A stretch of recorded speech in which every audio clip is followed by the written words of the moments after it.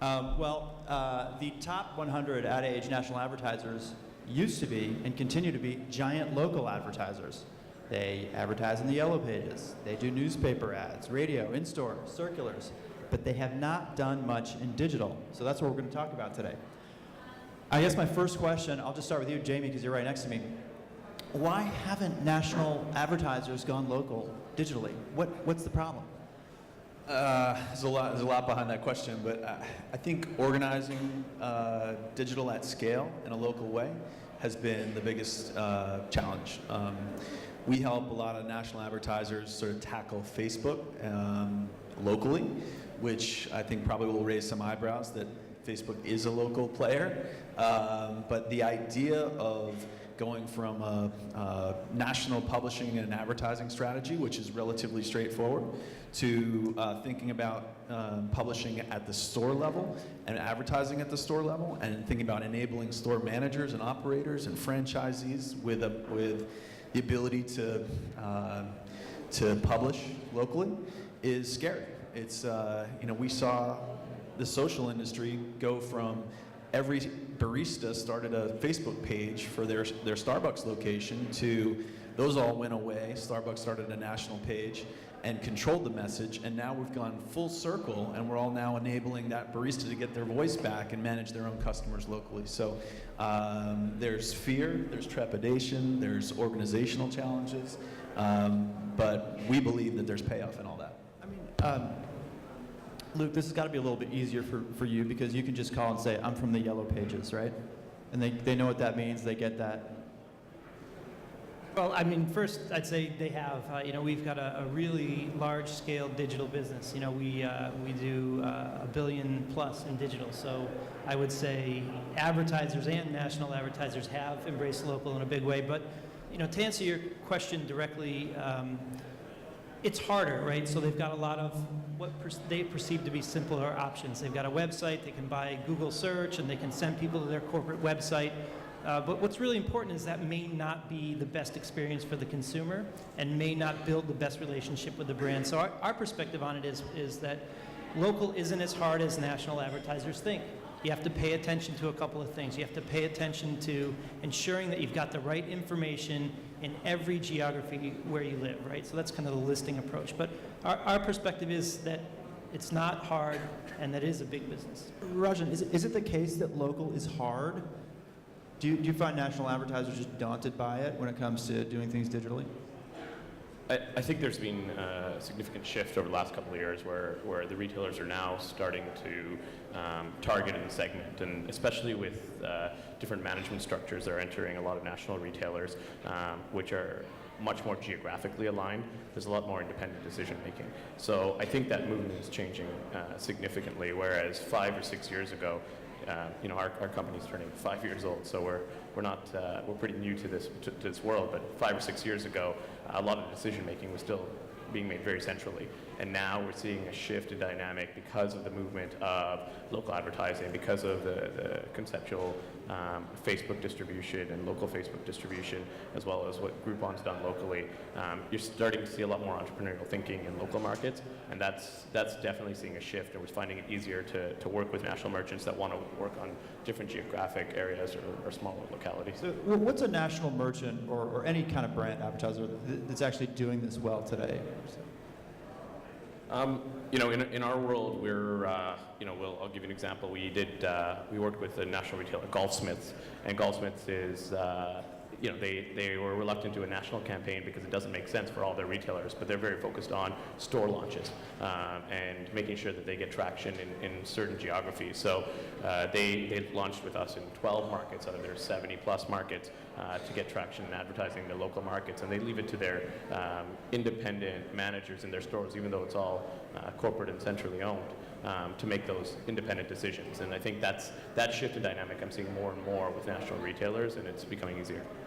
So this be local Groupons for Golfsmiths? Correct. Yeah, they choose their locations. And there's different needs. I mean, you know, there's no silver bullet of which one works. You know, some of them are launching store locations. Some of the companies are public, and they've drawn attention to certain markets that have seen a drop-off in revenue, and they want to make sure that they're continuing to see upward trends, especially in core markets of their business. And then some of them obviously are renovating stores, or they're in new locations, or they want to draw traffic to new geographic locally in new markets outside of the U.S. or internationally. And so locality is, you know, there's so many different specifics, but it's happening more and more. Luke, I mean, are there any verticals that have figured this out, that are doing this better than the others? Yeah, definitely. I mean, we've got some really strong verticals in our national. You know, certainly insurance is one where you know, the business is set up such that there's a corporate and a lot of air cover in building big brands, and then there's, you know, a big line of decision makers and business owners right down to the agent level, and it's really important for them to carry the brand attribute, but all the way down to every single local location where they do business. So that's one vertical I think that has really figured it out. I don't mean to be asking these questions in order. I just want to get you all involved. Do feel free to jump in if you'd like. I have a question, though, about Facebook, since Ted's right here. I'm sorry, Jamie's right here. Jamie Tedford. I guess I'll just ask you. I mean, does Facebook really sell things locally? And is there any proof that that's the case? You know, I think Facebook, like every social platform, is in the race to own what we might call the local graph, right? Arguably, Facebook owns the social graph. You could also make the case that Google owns the location graph. I could also make the case that Yelp owns the local graph. Why that's so important is because at some point we're walking around the world with a mobile device, and you want to be the operating system that's used to discover things. And so, you know, I could make the case that the #1 mobile app on every platform is Facebook. Therefore, it's, you know, top of phone, if you will. And as I travel around the world and try to discover things, search will become more relevant. And Facebook's bet, in my opinion, is that because their app is first and it's most relevant, they can offer not just the location, but they've dabbled into reviews, so they're getting into the Yelp space. They've dabbled in local offers, so they're getting into the Groupon space.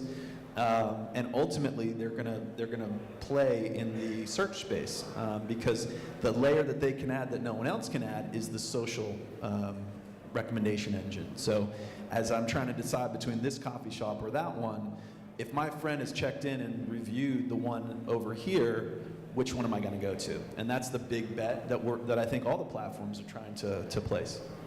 But you've got giant brands now. I mean, Walmart making huge investments in local pages for thousands of stores. What's the payoff for that? Are they just going for likes, I don't know, some kind of engagement, or is there real like ROI on their Facebook spending? Yeah, I mean, personally, we've moved beyond sort of the search for likes, and now it's really smart marketers, those who invested early, all invested in a measurement platform in order to determine if I put a product in a news feed that's localized, can I track the ability to drive sales of that product at that store? And you can bet that as sophisticated a marketer as a Walmart or Macy's or a Starbucks is, they've all built in these systems, usually working with third-party platforms like Datalogix or Axiom, who actually have register data. And so we've seen with a number of big retail brands that definitively local fans or the ability to publish to a local level drive significant store traffic for that product. We've even seen lift at in the aisle. So just if it's a consumer goods product, that particular aisle sees lift. So it's not just that product, it has sort of a rollover effect to the other products around it. So that's where we are in the industry. We're well past, dipping our toe or experimental. The money's only going to flow if we can if we all operate in an ROI positive place, and that means doing the hard work of tracking. Hey, Michael, I'd like to make just a comment here. We look at social quite a bit, and I think one of the keys is thinking about consumer behavior and the data trail that consumers leave that kind of indicates where they are in intent, consideration, and then ready to take some physical action, right? So if you think about the notion of how powerful the Facebook data is and what are my friends like, what's going around in my social group. And then Jamie mentioned the kind of location graph. They then might go into a search on Google, what are some of the business options or product options that are in the market? And what we see is that, a national brand has to pay attention to all of these signals. They aren't compartmentalized. And what happens is they've got to be in each place and their brand has to be represented in the right way. And so in social, it may not be going for a hard sale, and that, that probably evolves what the like is.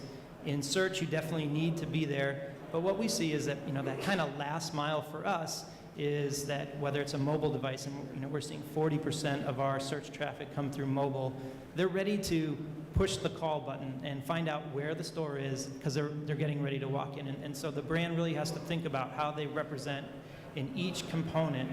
In our mobile traffic, we're doing 3 phone calls a second off our app and our website.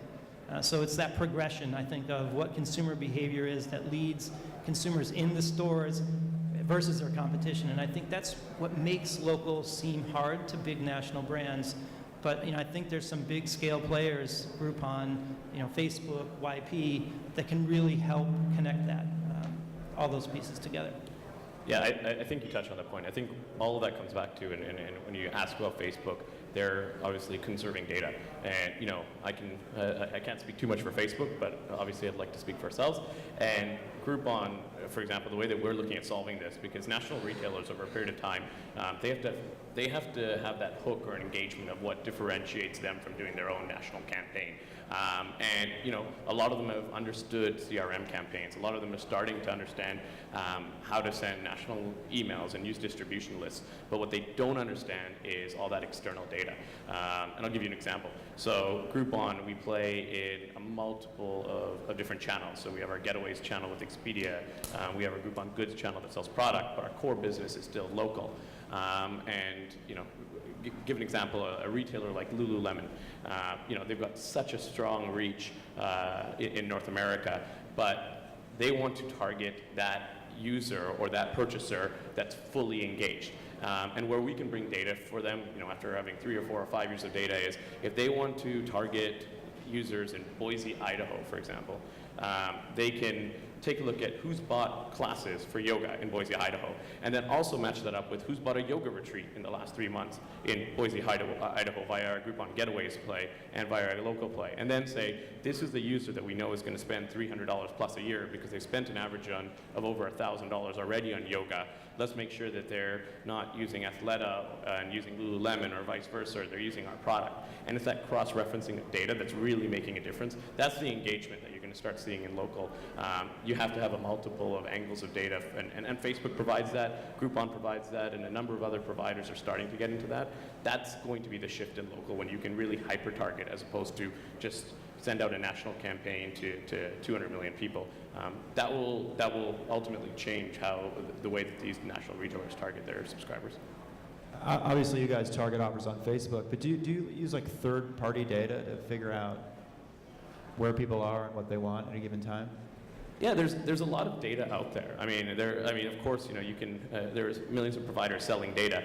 Here's the difference. You can go on Facebook, and I can go out there, and I'd love to say I've never ridden a motorcycle in my life, but I could put under my interests that I like motorcycles, and I can really make up what I like, and that's the data that a lot of people are pulling from. Whereas if you buy on a Groupon, or you're actually like you talked about, is it ROI positive? Is there a transaction actually happening? On a Groupon, you know they bought the yoga classes. A lot of people buy them, and we don't know if they use them, but we know they had a keen interest in buying them. And now we're at the point where we can even track redemption, so we know how many they used. So they bought 5 yoga classes, and they went to 4 of them. We know what people are actually doing, and that's a different set of data from people being interested or liking something as opposed to them actually being engaged in something. And your audience is opted in, so you have some flexibility. Correct. Yeah. And we see the same thing. We have a program we call the Open Signals, and our whole perspective is that if we can get more disparate data, that it can trigger either programmatic publishing or programmatic advertising through social channels. So I'll give an example. We have a partnership with a really interesting company called Planalytics. they've got 10 years of historical weather data for almost any product you can imagine. So when it rains in Boise, they know these are the trends at automotive, these are the trends at retail. It's truly incredible, and they have this API that we feed into. And think about the power of knowing that when the humidity is up in this market, more hair care products are sold, and then the ability to turn that into either programmatic publishing through Facebook, Twitter, or LinkedIn, and then also do programmatic ad buying from that. So that's just one example of the kinds of signals or the kinds of data that can be used to be more effective local marketers. Because weather is a good example of something that by nature is local.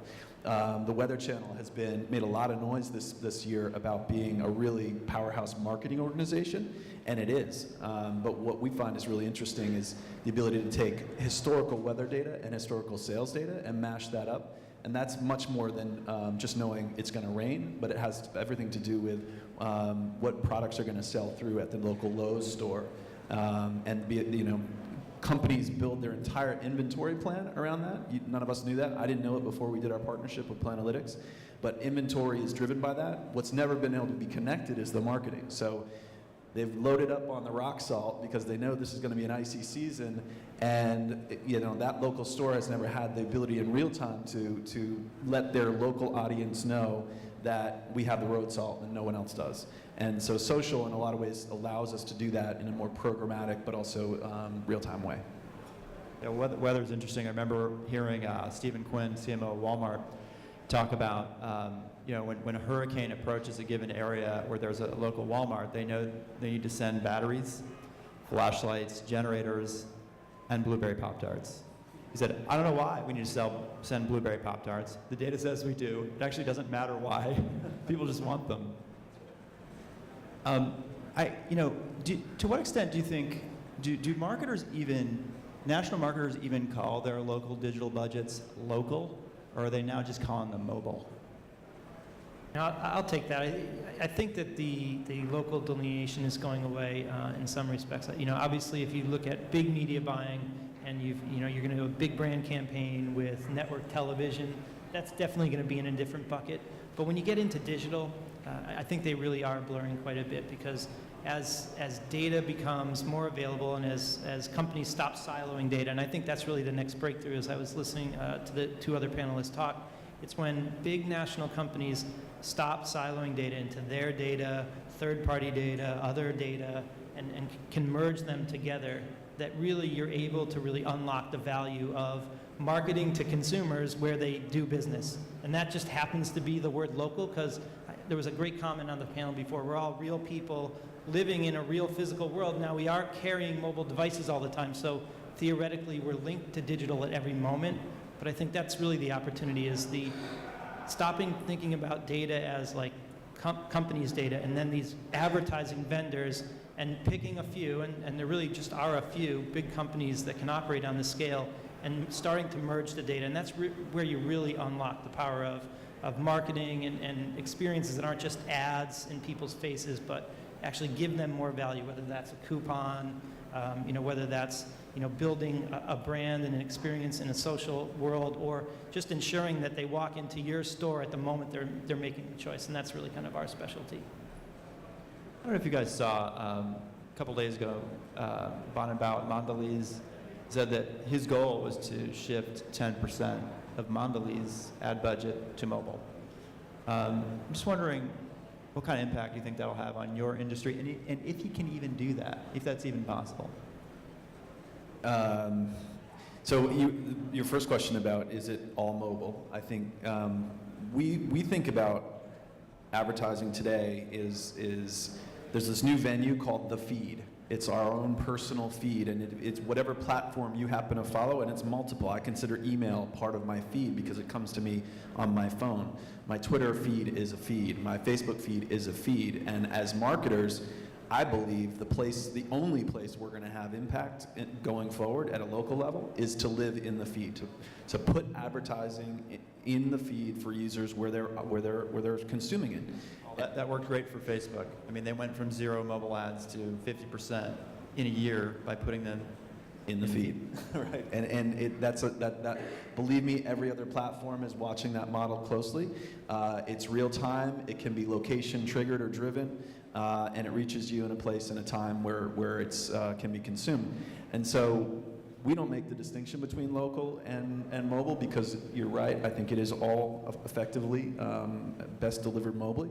But we still have a number of clients who struggle with local budgets because of the way they're organized, right? So we work with a national retail chain that's in the fashion space, and they had a big in-store event in one city, and to promote that event, they spent $50,000 on a newspaper ad.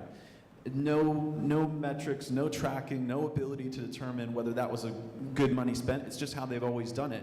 They've got 50, 100 years of data that tells them, right? Yeah, I mean, there's been a history there, but is it more effective than other channels they might have chosen? And I think to some degree, it's just habit. And so our job, I think, as local marketers and as mobile and social marketers, is to demonstrate, or at least try to demonstrate, the relative effectiveness between the various platforms. And the battle for local marketing dollars is still in things like FSIs on Sunday in the paper. It's still on local cable spots and local radio. That's where the predominance of local media dollars are gone. And I think a lot of it's just sort of carryover from what we've always done. We've got a real strong point of view on this one, which is that yes, he can spend 10% of his budget in mobile, no doubt about it. As I mentioned before, we've got 30 million people, and this is just our owned and operated, using our app or our mobile web, and 40% of the searches that we're generating are coming through mobile, and that's on average. Some categories are 60% or above, and there's billions of dollars of holding capacity in really tight mobile search, very tight intent opportunities for every category, because consumers are constantly trying to find whether it's the best deal, what their friends like, or where can they go get the product right now. There really is a tremendous amount of activity being generated on the mobile device. So that's just our owned and operated. We also see with a mobile display product that we've launched so much capacity and ability to start targeting using location data just in mobile display. And it's not the sexiest ad unit, as we all know out there, but tremendous amount of capacity because the same dynamic is going on, whether it's a tablet, a mobile phone. So much inventory is being created that if you target it properly, you put the right local message in, it can really deliver a strong ROI. So I think that what has to happen... Are you talking about banners? Yeah, that's right. Mobile display banners. Just a huge amount of opportunity there. So I think that, the direct answer is yes, 10%, no problem, and 10% with a strong ROI. Yeah, I mean, those numbers are astounding. I mean, when you're starting to see 50% of search happening on mobile, Groupon, nearly 50% of all our sales, so engagement purchases, are happening on a mobile phone or a mobile device. I mean, and it's a little bit unprecedented at this point. We lead the space, and we lead, the mobile commerce space in that. And a lot comes down to having a strong mobile product, but at the same time, that's the way that consumers have shifted their shopping mechanisms. It used to be make a decision over a couple of days before you're going to buy something. Now you're out and about, and you want to be able to have that engagement. And Groupon 2-3 years ago, it would take an average of just over a couple of minutes before you saw the deal and you purchased your item. That is dropping by seconds, on a quarterly basis for us, where people are buying over a short period of time. And to see that nearly 50% of the purchases are happening on mobile, national retailers have to be involved in that local space. And the world has also shifted in that purchasers, right, the consumers, and I think it all goes, you can search and you can look at banners, and it's really where that conversion and where that purchase really happens. That's the engagement that retailers are moving to. And I missed the earlier panel on print and the issues that print is having, but really, retailers have made a significant shift in how do we make use of these third parties as channels, as distributors. And I shop on Groupon, I shop on Amazon, I shop on Apple, and I'm shopping on 4 or 5 sites, whether you call them third-party sites or as a major internet e-commerce players. I'm shopping on fewer amount of sites, and so these national retailers have to be engaged not only with these companies, but specifically into their local space as well, into their mobile product, because that's where the shopping's occurring. How far is, this is a really cliche question, but how far is Groupon away from, I'm walking by a store, and I get a Groupon because it assumes it knows my location and knows something about things I like? We're there. We've built this marketplace, and in New York City, we're very controlled in how much we push towards people, and we want consumers to make the decision and give them a marketplace for local, and that's where we're at right now. You're walking down the street in New York City and you feel like having sushi. We're so much less reliant on email. Like I said, 50% of our purchases are mobile now, so people are pulling up their app. They're looking for sushi in New York City, and they'll find 7 or 8 or 10 places around them. So it gives them an option, and that's not just confined to local sushi places. There's if there's a national chain, for food and drink, or for retailer, if people are looking to shop and buy electronics. The national retailers have to play in that space because they are localized retailers, and they're starting to learn that. And you're seeing that shift in grocery stores who are opening smaller locations locally to compete with the mom and pop store around the corner. Our fundamental thought of what a national retailer of that big box has changed significantly. They're e-commerce players. They're down the street from you now these days, and in order for them to engage, they have to be involved. So it's happening now, and the more astute national retailers are realizing they have to be in that local marketplace. Just like 10 years ago, a lot of the big national brands realized they have to be in the Amazon marketplace for them to have access. I would take it one step further, which is we're past that at YP, and I would imagine Groupon is too, which it's not just about a person near a store. It's the ability to actually say that every person near a location isn't the same and doesn't have the same interests, right? So it's going one layer deeper, which is the ability to not look at every person and call it a geo-fence or a ring fence as the same person, but be able to decipher based on signals, and we use location data to create historical profiles. What might their demographics be? What might their past interests have been? And then send only the messages to those individuals who have the highest propensity to want that offer from, whether it's sushi, whether it's electronics, whatever the national brand may be. And I think that's where we are now. And I think that's not a stopping place either, right? And it's not meant to be that we're getting deeper and deeper into understanding consumers. It's really actually trying to turn marketing into a more relevant experience. So think about it as more of a distribution of the brand versus a push of a brand's message. And that's where I think technology leads us. That's where I think the great companies are all pushing to be. Yeah, I'll take it one step closer to Minority Report type marketing, but not just walking by, but now I've entered the Whole Foods or I've entered a retailer and I'm greeted with a message that's personalized for me that says, "Hey Jamie, welcome back. We see that you bought this last week. You might want to check out this in this aisle." Or, "Hey, I'm looking for X. It's in this aisle in row 2." And moving users through a retail environment in a way that retailers have been doing for years, or at least trying to do with in-store signage and people, and now doing it through technology and doing it in a really smart way that knows their past consumer behaviors, who they are, who their friends are. It's mashing up all those signals that it starts to get really interesting. There are limitations. Nearfield has had some stops and starts. There's a lot of new technology out there that we're actually experimenting with that will, I think, make that a reality, but there are some technical limitations to what we can do today. We're seeing more and more retail chains employ technologies in store to recognize the unique ID of phones when they come in, understand that's a unique person, and then have know that they've come back or know where they've gone in the store. I'm wondering what you guys think about that, and then also how big a storm cloud privacy is over this kind of stuff. Sorry. Yeah, I'll jump in on that one. I think it's really smart for a retailer to understand that their consumer is going to be linked to a mobile device when they're in their store.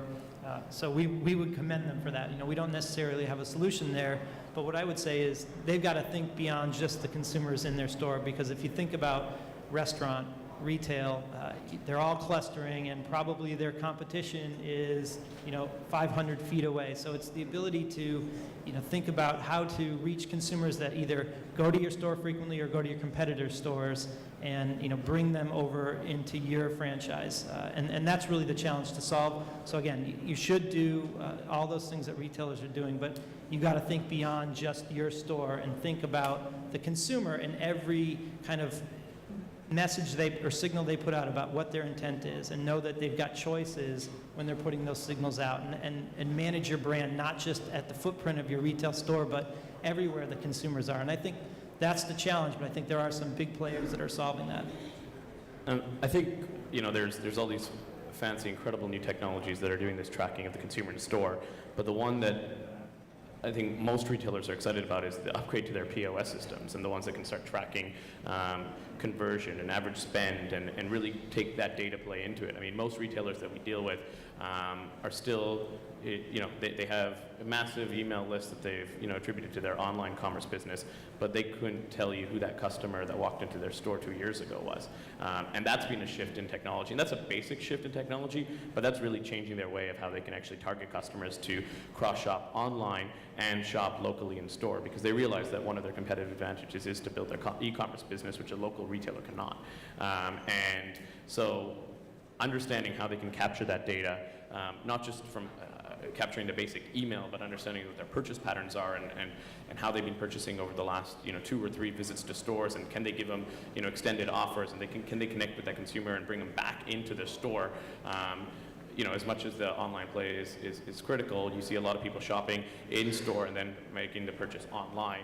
So they need to continue to drive that traffic into store. That basic shift in purchase and POS and capturing the data in store, that's the most significant move that national retailers are making. And I think that needs to be solved first, and most retailers are getting there. And then, it's yet to be seen whether the other technology works, and is it fancy and is it great as a value proposition, or is it really converting people? So what about privacy? I think that there's a lot of kind of misinformed sort of conflating of government spying with marketers tracking. But I think people have reason to be concerned and to want to protect their privacy and their data.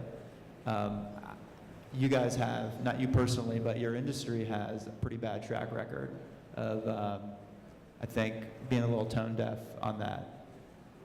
What can you guys do, and what are you sort of forecasting for regulation in this space? Do you think it'll happen? Well, I won't talk about regulation, but I think the biggest and the largest judge on privacy is the consumer. And you start seeing this in different mobile spaces. You see, people unengaging from, I think that's the word, unengaging. People unengaging from different sites and from e-commerce platforms and from stores, and the unsubscribe rates, hit new levels because the consumer understands what their level of impact is. And you're mentioning that you're seeing a lot of consumers getting concerned, and our industry or the media industry, advertising has turned a little bit of a blind eye from it. But in this day and age where you have not only social media, but you have the consumer has the ability to shop anywhere, they're the real judge of it. And I think, obviously from a regulation perspective, that's going to tighten up over a period of time. But the true, if you're running a real long-term business and you want to engage that consumer over a period of time, you're very, very adaptable, and we're very, very quick to adapt to make sure that we're not losing a customer by, sending too much to them or capturing too much data that makes them uncomfortable. And I think if a business looks at it that way, that the consumer is the judge, that's the real control. You can put as much regulation, but everybody knows that, in this room, there's so many people that break that regulation or try to bend the rules, and there's always going to be that cat and mouse game. But the real companies that have survived have done a good job of making sure that the consumer comes first, and they understand what is fair and what's not, and they're the ones that hold us to our standards, and I think they'll continue to do that. Yeah, we would agree wholeheartedly. You can say on the one side, hey, your company's got to be committed to privacy. All companies will say that, but the consumer is the biggest judge. So we've got properties online, in mobile. We've got an app, and the best KPI that we could have is the audience growing? Do they continue to consume the product? That means they're getting real value out of the product. And the value actually happens to be a link to marketers and a link to business in our case. That's the exact value that consumers want. They want to be connected to the businesses where they can transact, get the best value in any category. And so if your audience is growing, and you're committed to privacy, those are the two things that I think make strong companies. In terms of regulation, certainly we'll look at it closely, but we're always going to look at the judge of the consumer and whether our properties are growing and whether we're really trying to provide true value to them. And I think that's what companies that will make it through any regulation or any change to rules will always focus on, and they will survive and thrive because consumers are looking for value. Yeah, I totally agree. I think there's, listen, we all understand there's a quid pro quo when we give with our data, and I think, my generation is somewhat aware of it. My kids' generation is going to be more aware of it.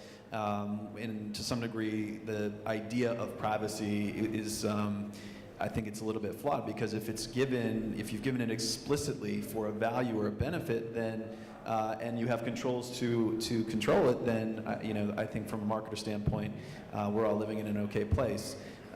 We built a program for American Express that was essentially asking the user to mash up their social data, so we know who you are. You're opting in through Facebook or through Foursquare. It's called Sync, and you sync that data with your cardholder data.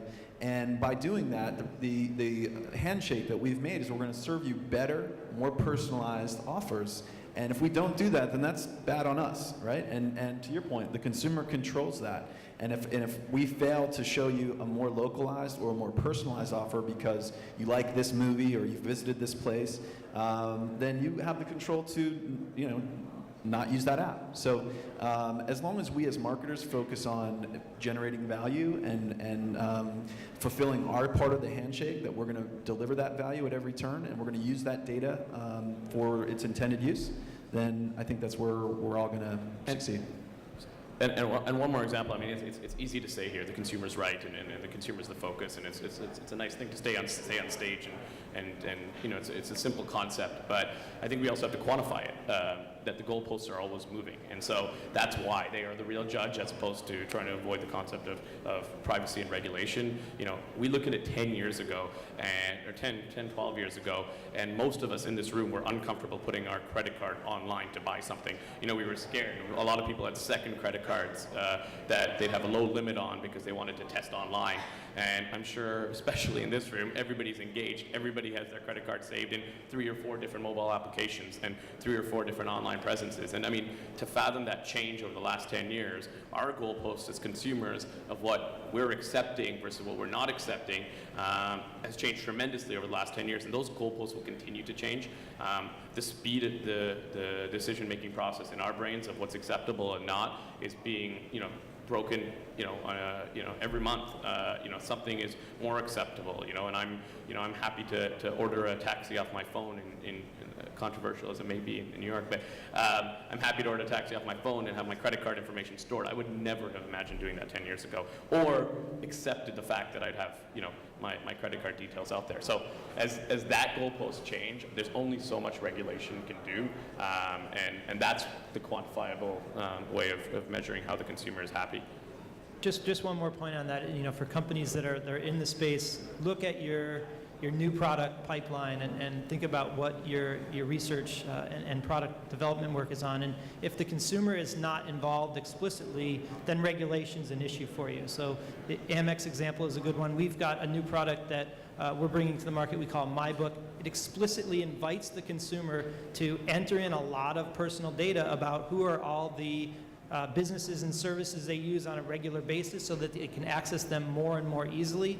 It invites them to, really set the ability to, we talked about weather emergencies, have service providers reach out to them directly, and that's the kind of thought that you've got to put into products that you're developing. If your product is, hey, we're going to find a better way to dig deeper and further into consumer data and not let them know about it or not invite them to be part of the process, then regulation's a big risk for you. All right, what do brands think when you talk to national brands? Intrinsically more conservative than smaller upstarts. Is privacy like something they bring up with you? when they talk about doing local advertising or local digital campaigns? No. I mean, it's for them. It's not their core concern. I mean, it'd be nice to say that they cover all boundaries, but the key is right now. They're making big decisions, but they're becoming a lot faster, and they want to drive revenue in these local markets. And the core is, how do we do this? And a lot of them, like we mentioned earlier, don't have that data internally, and it's about finding that real conversion data that makes sense. And I call it engagement data. That's data for people that have been engaged and bought outside their spectrum, as opposed to the hundreds of pieces of data out there. That's their biggest concern, and most of them don't really understand how privacy plays into that. They just want to make sure that they can have as much access to data that's going to help their conversion rates as possible. I mean, that's the simple. We see the battle between legal and marketing, right? So marketing is always pushing and push not to push beyond the boundaries, but they want to push right up to the boundaries. We've seen it with Facebook's custom audiences, where essentially you have a customer list, and if you provide it to a sort of anonymized third party, you can upload that data, and now you can serve Facebook ads against essentially your customers, which seems counterintuitive, but thinking about email open rates at 2%, this is a different way to reach them. But we've seen varying degrees of success of marketers be able to overcome that privacy hurdle, or at least that inferred or maybe misstated customer privacy that they've opted in for that kind of use of their email or that kind of use of the data set that the brand has. So, but that's, in my experience, that's always been a little bit of the butting of heads between legal and marketing, and that's always fun to watch. I think Jamie used a good word there, which there is a hurdle that you have to get over with big companies, and each industry has some relative degree of conservatism. But when they find the company who has some shared value about privacy and creating consumer value and not trying to do things that either dupe or trick consumers, and that typically does involve a legal conversation, then they're voracious for innovation. Then they really do want to figure out ways to merge data sets so that they can maximize the value that they get from consumers, but that they give to consumers as well. Thanks very much, guys. I think that's all the time we've got, but I'm sure you'll stick around and answer any questions these people may. Oh, are we taking questions? Go for it. You can shout. I'll repeat it.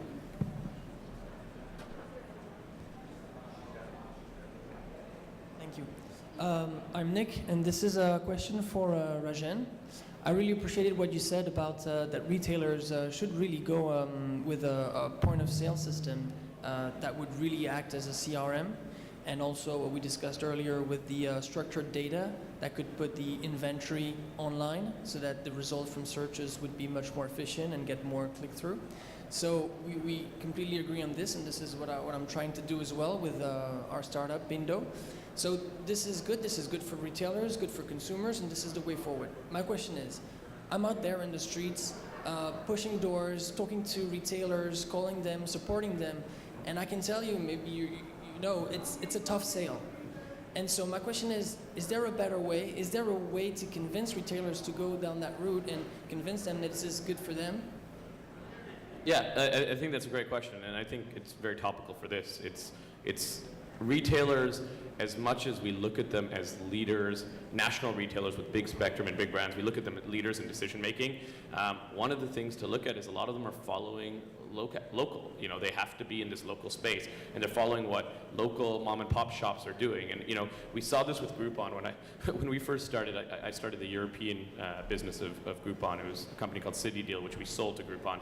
So back then we're 12,000 people now. We're 5 people knocking on doors of local businesses, and of course we were 4 co-founders, and we wanted to all be the heroes of this small little company. So I walked into Starbucks. I was escorted out by security back then in their UK offices. And the key is really find out. It's finding out what that button is for these guys, and the button for national retailers is making sure they don't lose out to local retailers. And that's kind of been it's a good way of summing up the conversation we've had today. Is that they're I hate to use the word threatened, but at the end of the day, they're looking at where is their revenue. I mean, the revenue is staying static, but it's being diversified over local retailers and national retailers. And so I think the key is showing the results for local retailers. And that's what we did. We decided, early days in Groupon and City Deal to focus on local retailers and spend our first year and a half, 2 years before we went public of keeping our business, and it still is our core business, is local. And national retailers are very, very quick to understand that they don't want to lose market share out to the local retailers. They look at two competitive aspects when they're meeting, on a daily basis of looking at where the revenue allocation is. One, to their competitive retailers in their space, and the second one to the competitive local retailers. And if you can prove them that your business model, the point of sale systems are working in local, they'll be very, very quick to listen. And now that's why we've seen such a shift in national retailers approaching us and saying, hey, we want to be on your platform. Whereas 4 years ago, they were escorting us out of their buildings. So I think there's that shift is making sure that you push that button of local, and then you'll very, very easily draw the attraction to national. Thanks so much, guys. Thank you.